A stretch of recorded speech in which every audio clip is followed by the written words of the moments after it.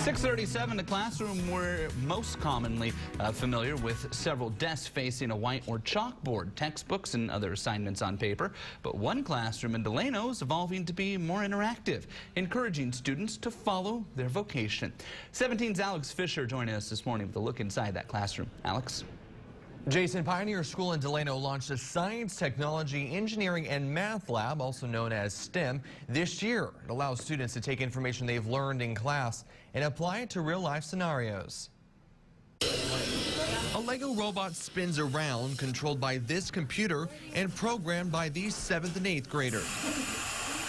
And these gadgets that control air pressure may look confusing,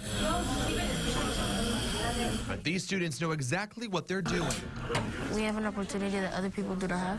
20 students come to the STEM lab Tuesdays and Thursdays at Pioneer School and rotate around to different stations. Students really learn much better when they get to experience things and try them.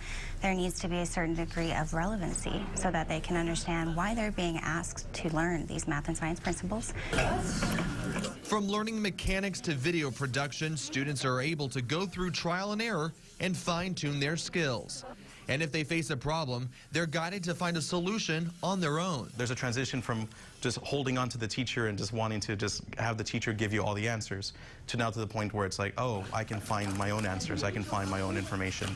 Cameron Huerta and Ashley Ramirez are trying to figure out how much pressure can be applied to this stick of wood. I kind of want to be a structural engineer now. Students find their likes and dislikes in the lab, encouraging them to pursue education and find their vocation. I think this will help me in the future because I get to do a lot of hands-on stuff now, so I won't have to wait in the future to learn all that stuff. It'll be better for me to learn it all now.